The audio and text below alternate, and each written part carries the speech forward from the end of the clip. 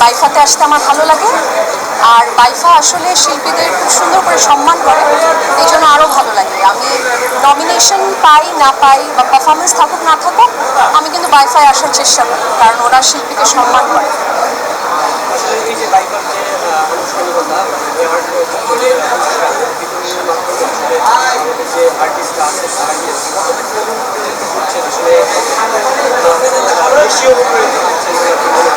বেশি অনুপ্রাণিত হচ্ছে কি না যে আসলে অ্যাওয়ার্ড পাওয়া ভালো কাজ করলে অ্যাওয়ার্ড পাওয়া যাবে এই ধরনের আসলে মানুষ আগাচ্ছে। আমার মনে হয় কোনো শিল্পী বা কেউই অ্যাওয়ার্ডের জন্য কাজ করে না। তারা তাদের আনন্দ থেকে, ভালোবাসা থেকে কাজ করে, প্রথমে নিজের জন্য, এরপর তার অডিয়েন্সের জন্য। কিন্তু একটা অ্যাওয়ার্ড পেলে সে শিল্পী, তার আনন্দ আরও বেড়ে যায়, তার কাজের স্পৃহা বাড়ে। এটা তো একটা স্বীকৃতি, একটা ভালো লাগা। তো সেই ভালো লাগাটা পেলে শিল্পীর কাছে অবশ্যই ভালো লাগে, এবং এটা একটা বিশাল অনুপ্রেরণা।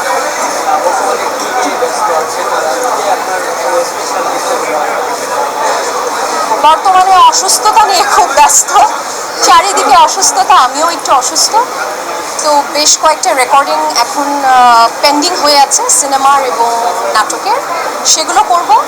আমার একটা সিঙ্গেল গান আসছে সামনে, সেটার জন্য প্রিপারেশন নিচ্ছি। একটা সুন্দর ভিডিও আসছে সামনে, সেটার জন্য প্রিপারেশন নিচ্ছি। ঈদে একটা দুটা সিনেমায় আমার গান থাকতে পারে। একটা অনেক হচ্ছে অহরহ হচ্ছে, দেখা যায় যে গুণগত মানের ক্ষেত্রে অনেকটা কম্প্রোমাইজ হচ্ছে।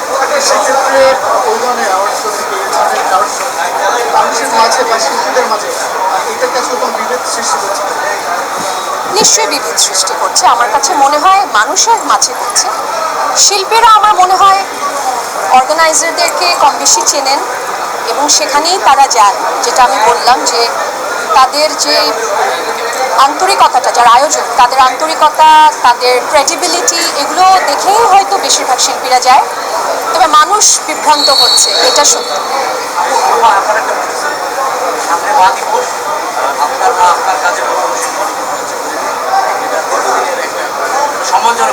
হ্যাঁ, সন্তান হিসেবে কতটুকু ভালো লাগছে আপনার কাজে? আমার বাবা 2020 সালে করোনায় মারা যায়। তো আমার বাবা হচ্ছে আমার জীবনের সবচেয়ে প্রিয় ব্যক্তি।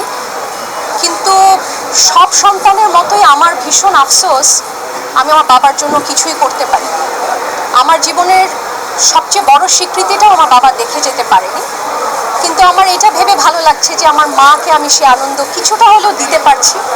আমার মা, গর্বিণী মা অ্যাওয়ার্ড পাচ্ছে, সেই জন্য ধন্যবাদ যারা আয়োজক, ইউনিভার্সাল মেডিকেল কলেজ এবং আশিসদা। তো মাকে যে আনন্দটুকু আমি দিতে পারছি, এটার জন্য সন্তান হিসেবে আমার কাছে মনে হচ্ছে যার জীবনে কিছুটা তো করতে পারলাম, আমার মাকে হয়তো একটু আনন্দ দিতে পেরেছি। তা আমার খুব ভালো লাগছে।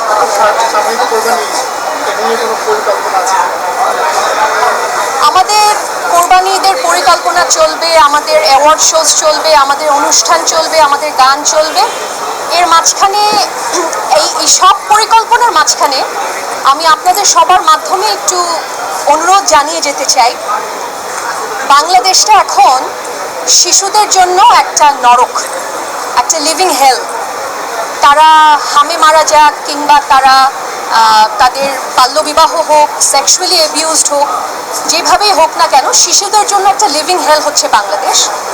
আমি সংশ্লিষ্ট কর্তৃপক্ষ, সরকার, মানুষ সবাইকে অনুরোধ করব, শিশুদের জন্য একটু সুন্দর বাংলাদেশ আমরা যেন রেখে যেতে পারি।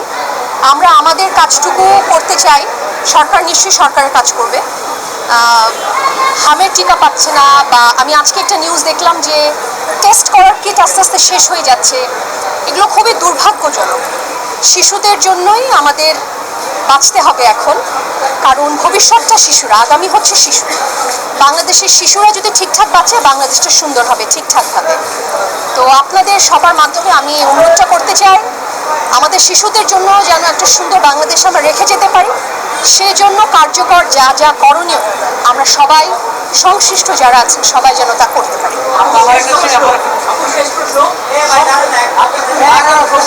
সময় আমরা দেখতে পাচ্ছি কোনো রাজনীতিবিদ বলতে চাচ্ছে যে রবীন্দ্রনাথ ঠাকুর নিজেদের বাজেটে নোবেল অ্যাওয়ার্ড দিয়েছে। আপনি একজন শিল্পী হিসেবে, সঙ্গীত শিল্পী হিসেবে এটাকে কিভাবে মূল্যায়ন করবেন? শিল্পী বা শিল্প মানুষকে দেয় শিল্পীর কাজ, তার আর্টটাকে উপস্থাপন করা। সেখান থেকে কিছু কিছু কাজ মানুষ পছন্দ করে, কিছু কাজ মানুষ পছন্দ করবে না, এবং সেখান থেকে তাকে স্বীকৃতি দেওয়া হয়। সেটা যে স্বীকৃতি, ছোট বড় সব স্বীকৃতি। কোনো শিল্পী, সেটা রবীন্দ্রনাথের কথা তো মানে বলা বাহুল্য, মানে আমার মতন একজন ছোট মানুষ, তার মতন এত বড় তিনি, তাকে নিয়ে কথা বলার তো ধৃষ্টতা আমার নেই। কিন্তু কোনো শিল্পীর স্বীকৃতি আমি হলফ করে বলতে পারি পা চেটে কখনো হয় না। শিল্পীর শিল্প অনেক কষ্ট করে আসে। প্রথমত এটা ঈশ্বর প্রদত্ত হতে হয়, আল্লাহ তাআলার দেয়া হতে হয়।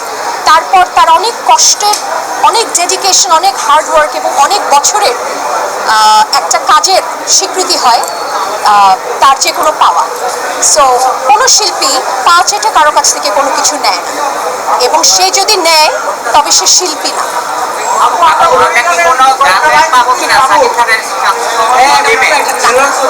সামনেরটাই নাই।